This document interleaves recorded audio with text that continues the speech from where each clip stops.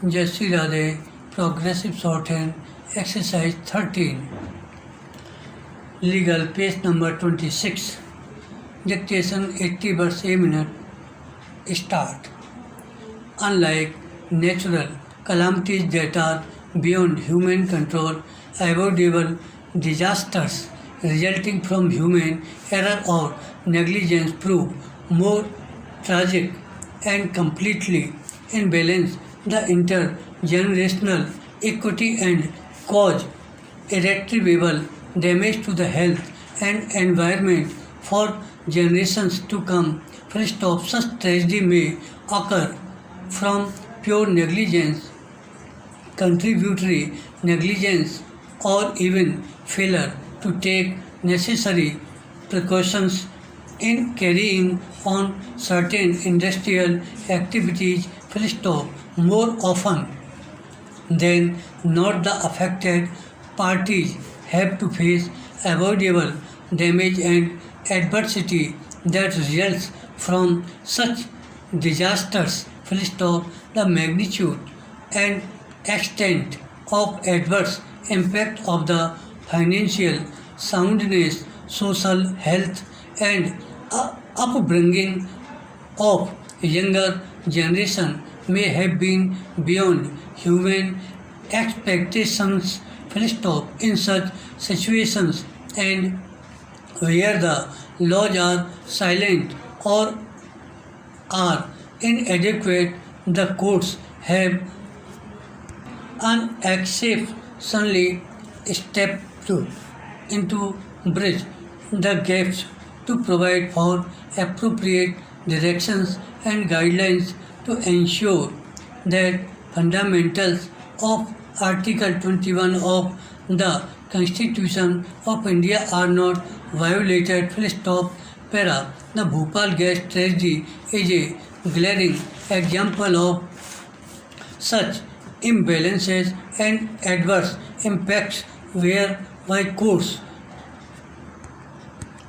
intervention poor and destitute have been provided relief and rehabilitation. The Bhopal gas leak disasters occurred on the intervening night of the 3rd of December 1984.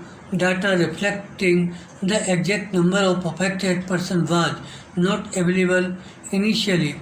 Earlier, it was felt that only a small number of persons were adversely affected in terms of health or otherwise, why the leakage of toxic gases from the Union Carbide unit at Bhopal.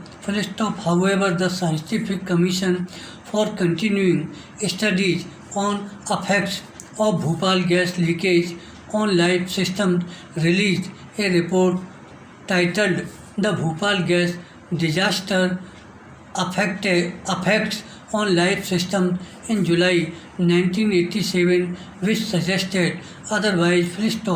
This report stated that for the estimated population of 2 lakh exposed to the toxic gases in the severely and moderately affected areas of Bhopal and the variety of long-term problems anticipated in the crisis period, the number of exposures covered so far by the Indian Council of Medical Research through the medical surveys constitute less than 20% of the population. With the passage of time, this figure of the affected population has swollen to nearly 5 lakh.